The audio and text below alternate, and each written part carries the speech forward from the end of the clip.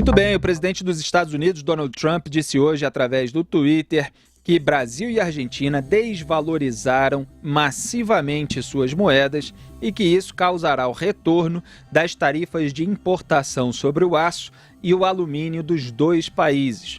A iniciativa, segundo o presidente americano, tem efeito imediato. Em agosto do ano passado, o governo americano anunciou uma flexibilização nas cotas de importação de aço e alumínio que excedam as cotas livres do pagamento das sobretaxas impostas pelo governo dos Estados Unidos em março do mesmo ano.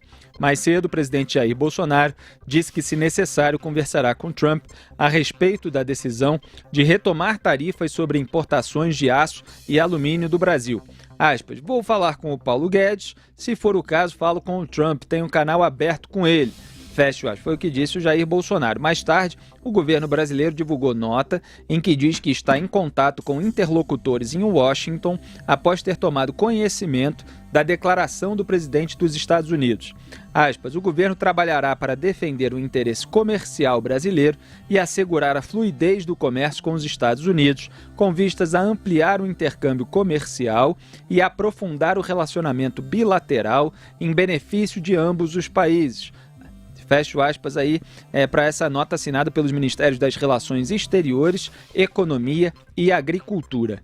Sem citar abertamente a decisão de Donald Trump de sobretaxar produtos brasileiros, Fernando Haddad, o poste de Lula, aproveitou para atacar a política externa do governo de Jair Bolsonaro. O governo terá a oportunidade de medir os resultados da nova diplomacia da vassalagem. Foi o que disse Fernando Haddad, o poste derrotado de Lula na eleição de 2018. Augusto Nunes, como é que você viu aí essa decisão do Donald Trump a respeito das tarifas? Olha, a gente vive dizendo aqui neste programa que em matéria de diplomacia todos os países fazem com que prevaleçam os próprios interesses. O Donald Trump mantém boas relações com o presidente Bolsonaro, mas nesses momentos, quando ele é pressionado por industriais americanos, ele toma ele adota as medidas que convêm aos Estados Unidos. Não podemos nos surpreender com isso. É até um episódio pedagógico, né, didático para o presidente Bolsonaro, porque ele vai ver, vai aprendendo, né, que a amizade, a sintonia com o país não significa necessariamente que quando surgirem questões econômicas, pendências econômicas, todos os governantes optam pelo próprio país. Curiosamente, quem abria a mão dos interesses brasileiros era o governo do PT. Para entrar logo aqui nessa conversa do Fernando Haddad, vamos excluir dessa discussão o PT, porque o partido não tem o direito de dar palpite sobre política externa depois de ter, durante 13 anos, obedecido à política externa da canalice. O Brasil era vassalo da Venezuela, tanto que se meteu na crise de Honduras, por ordem do Hugo Chávez. O Brasil era vassalo de Cuba, tanto que deportou para Cuba os pugilistas, os dois pugilistas que tentavam fugir para a Alemanha, né? O Erisland Lara e o Guillermo Rigondó foram deportados. O Brasil, por interesses do partido, deixava de extraditar para a Itália, deixou de extraditar para a Itália o Cesare Battisti. O Brasil torrou o dinheiro do BNDES em negociatas que enriqueceram os chefões do PT, começando pelo presidente Lula. Na África, o Brasil enterrou o dinheiro que é nosso para agradar ditadores amigos. Então, esses estão fora da discussão. O que deve fazer o presidente Jair Bolsonaro? Claro, tentar conversar, né, ou em linha direta, ou pelos seus representantes com o governo americano, ele pode conversar com o Trump. Agora, ele também deve pensar em usar os trunfos que o Brasil tem para mostrar nas negociações com os norte-americanos que o Brasil também vai fazer prevalecer os interesses nacionais. É isso aí. É claro que há vários interesses do Donald Trump em relação aos Estados Unidos. Nesse último mês de dezembro, já adentramos aí dezembro, antes do ano eleitoral. Exatamente. No entanto, há também aí algumas vaciladas da diplomacia brasileira. E a própria declaração do Paulo Guedes, é claro que ela não foi uma declaração tirânica, ela não foi uma declaração tão grave quanto todas aquelas que o PT dava durante o seu governo. Quem se ajoelhou para a Venezuela, para Cuba, para ditaduras africanas, não tem moral nenhuma para falar da relação do governo de Jair Bolsonaro, do Brasil, nesse momento, com os Estados Unidos. Mas a naturalidade com que o Paulo Guedes tratou a desvalorização da moeda, é claro que serviu ali para o Donald Trump explorar politicamente e tentar ficar bem com aqueles estados que ele não quer perder, porque foram muito duros de vencer para o Partido Republicano ao qual ele pertence. Tem os estados que pertencem ao chamado Blue Wall, né? O muro azul. O azul lá é a cor do Partido Democrata, partido rival do partido Donald Trump.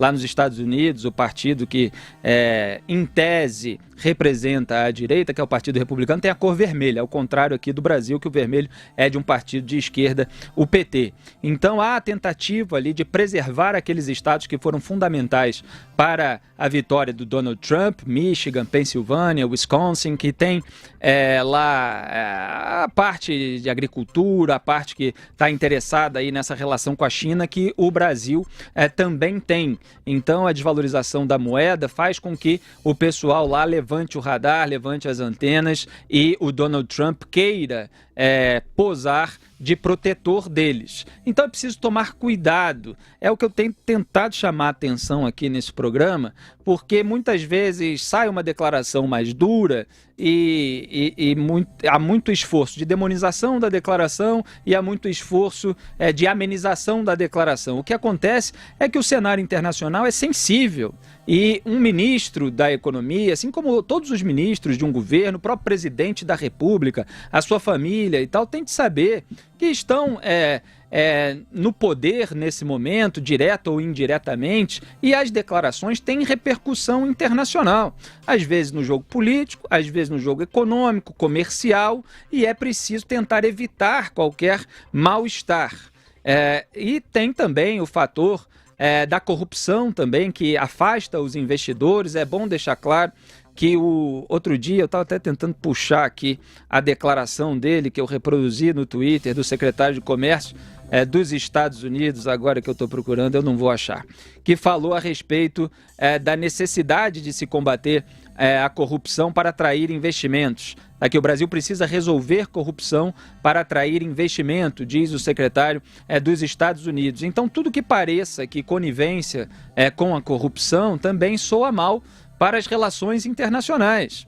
E um governo que mostrou durante a campanha que iria exercer o poder com o combate à corrupção, com o combate à impunidade, também tem o dever de manter isso nas suas atitudes no exercício do governo, porque isso pode repercutir mal lá fora e pode fazer com que certas alianças acabem se enfraquecendo. Houve muita pose a respeito dessa amizade com Donald Trump, amizade com os Estados Unidos, e já é a segunda medida que mostra o contrário disso. Não estou dizendo que é o fim do mundo, não estou dizendo que essa situação não é contornável. Estou dizendo que essas relações são delicadas e elas precisam ser tratadas com cuidado por aqueles que realmente entendem do assunto, Augusto. E elas podem se repetir, esses episódios podem se repetir com qualquer outro país. Com os Estados Unidos, com a China, até com países aqui do Mercosul, quando entram em cena interesses econômicos que são potencializados por interesses eleitorais, no caso do Trump, o Felipe falou dos estados que seriam prejudicados, isso aí, olha, torna inevitável que as expectativas exageradas do Brasil não sejam correspondidas. Agora, é importante lembrar isso aqui, né? O Paulo Guedes precisa tomar muito cuidado com declarações, porque quando você diz que o Brasil precisa se habituar a um novo patamar do dólar, foi mais ou menos isso que ele disse, com o dólar a 4. Isso aí pode parecer que é uma decisão do governo brasileiro de desvalorizar a moeda, e não foi assim. Não foi assim. Exato. Agora o governo brasileiro vai querer mostrar que não é exatamente isso. No entanto, você já tem ali um estrago no mínimo parcial. Você precisa contornar. Você tem que buscar o equilíbrio. Exato. Buscar equilíbrio e tranquilizar os importadores brasileiros. Os exportadores também são ameaçados. Quando a moeda fica muito fraca, num primeiro momento eles acham uma ótima, né? Que vão exportar mais ainda, mas não é bem assim. Não é bem assim. Então tem que tomar cuidado com essas declarações. E há outros fatores que interferem nisso aí. Essa história da corrupção, por exemplo, porque sempre a culpa é do governo. Não é bem assim. Quando o Supremo Tribunal Federal... Claro, todas essas decisões influenciam. Claro, ele revoga a possibilidade do começo do cumprimento da pena em segunda instância, ele cria uma insegurança jurídica que repercute fora também. Claro. Os americanos, eles foram prejudicados pelo Petrolão, tanto que baixaram uma multa aí da boa. A Petrobras teve de soltar uma fortuna ali para indenizar os americanos. Eles sabem que houve o Petrolão, que o PT nega ter existido. Então precisa tomar cuidado com esses reflexos sobre a política externa. Exatamente, mas é claro que uma investigação sobre o filho do presidente não ajuda, um procurador-geral da República que não questiona um inquérito ilegal de um presidente do Supremo Tribunal Federal não ajuda, mas você tem todo esse quadro de decisões do Supremo Tribunal Federal contra a prisão após condenação em segunda instância, contra a abertura de prazo simultâneo para alegações finais dos réus colaboradores e não colaboradores, você tem um presidente do Senado como Davi Alcolumbre travando processos de impeachment de ministros que estão facilitando a vida dos bandidos, no fim das contas. Você tem um presidente da Câmara como Rodrigo Maia, que adia, num acordão ali com o presidente do Senado e até com a participação do ministro do Supremo, Gilmar Mendes, a tramitação da PEC da prisão em segunda instância, que vem esclarecer de vez a lei, a sua obrigatoriedade, né, a obrigatoriedade da prisão após a condenação em segunda instância em lei, né? Então, todos esses fatores também desgastam a relação do Brasil com investidores e, eventualmente, com governos como dos Estados Unidos. E é preciso também avaliar, e isso também cabe à equipe econômica, em debate com o Ministério das Relações Exteriores e até com outros políticos no entorno do presidente, essa proximidade com a China, o quanto ela reverbera na relação com os Estados Unidos. Porque também o Brasil se aproximar demais da China pode fazer com que os Estados Unidos retaliem, e é preciso saber equilibrar para tentar tirar para o Brasil as maiores vantagens possíveis nesse tabuleiro que são as relações internacionais, né, Augusto Nunes? É isso aí. Você pode estar aberto para negociar com vários países, é claro, mesmo tendo algumas ressalvas sobre decisões políticas, decisões de Estado. No entanto, é preciso pesar aquilo que é melhor para o país na soma de todas essas relações. Então, eu acho que essa declaração do Trump teve, é claro, uma exploração política pela parte dele, mas é um sinal para que se reavalie essa diplomacia do governo do Jair Bolsonaro nesse momento, como é que ela vai ser feita, né? E vamos ver como é que esse pessoal vai agir para contornar essa situação, tentando convencer o Donald Trump daquilo que realmente está acontecendo e qual realmente deve ser a diretriz dessa relação com os Estados Unidos. O ministro das Relações Exteriores, Ernesto Araújo, afirmou há pouco que o presidente Jair Bolsonaro não telefonou para o presidente dos Estados Unidos, Donald Trump, para tratar da retomada da taxação de importações de aço e alumínio brasileiros. Segundo o ministro, a iniciativa anunciada não preocupa o governo brasileiro e o momento é de entendê-la. Ele afirmou que ainda não procurou ninguém nos Estados Unidos e quem está a cargo das tratativas são os diplomatas em Washington. Questionado se o anúncio abala a relação entre os dois países, Araújo classificou a relação como dinâmica e disse haver diversas coisas que conseguimos na atual gestão. Como exemplo, citou o acordo de salvaguarda de tecnologia na base de Alcântara, no Maranhão.